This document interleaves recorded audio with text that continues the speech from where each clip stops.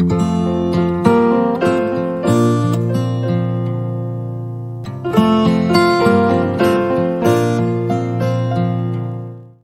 Friends, welcome back to my YouTube channel. My name is doctor Shringarika and natural healing homeopathy में आप सभी का स्वागत है। आज हम इस वीडियो में बात करेंगे होम्योपैथी मिथ है या सच्चाई। तो अक्सर लोगों के मन में होम्योपैथी को लेकर कई सवाल रहते हैं या कई उन्होंने अपने मन में धारणाएं बनाई हुई हैं जिनको मैं आज सच्चाई के साथ दूर करूंगी। तो मेरा वीडियो इसके बिल्कुल मत कीजिएगा, एंड तक देखिएगा। तो हम बात करते हैं पहली धारणा या पहले मिथ्य की, जो लोगों के मन में अक्सर आता है कि होम्योपैथी जो है बहुत धीरे धीरे काम करती है। तो इसकी सच्चाई ये है कि ऐसा बिल्कुल नहीं है, होम्योपैथी धीरे काम नहीं करती है। होम्योपैथी इलाज की गति बीमारी की गंभीरता और प्रकृति पे डिपेंड करती है। जस्ट सपोज अगर किसी को चोट लग रही है, सर्दी जुकाम खांसी बुखार है, तो उस पर होम्योपैथी जो है बहुत जल्दी इफेक्ट दिखाती है।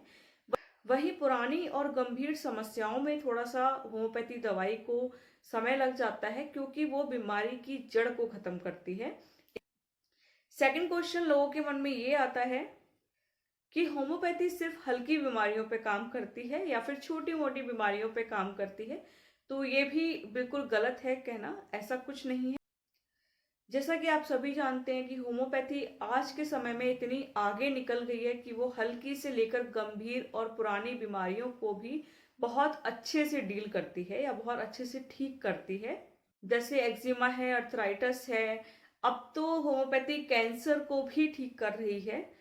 तो ऐसा कहना गलत होगा कि होम्योपैथी जो है छोटी मोटी बीमारियों पर या फिर हल्की बीमारियों पर वर्क करती है। तो वो किसी भी बीमारी पे बहुत अच्छा इफेक्ट दिखाती है।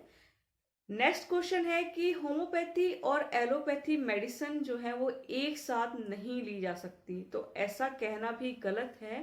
होम्योपैथी और एलोपैथी मेडिसिन एक साथ ली जा सकती हैं। जस्ट सपोज अगर किसी को शुगर की, थायराइड की या बीपी की कोई दवाई एलोपैथी में चल रही है, तो आप उसके साथ होम्योपैथिक मेडिसिन को कंटिन्यू कर सकते हैं।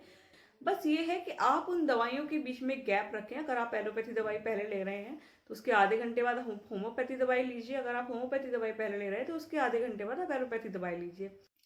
नेक्स्ट क्वेश्चन है, अक्सर ये मन में आता है कि होम्योपैथी इलाज के दौरान पुराने लक्षण जो हैं वो उभर के आते हैं या पुरानी बीमारी कई बार उभर के आती है। तो ऐसा नहीं है। तो ये हर केस में नहीं होता है। अगर बीमारी बहुत पुरानी और गंभीर है तो ये उस केस में जो पुराने लक्षण होते हैं वो उभर के आ सकते हैं, जिसे होम्योपैथी एग्रावेशन कहते हैं।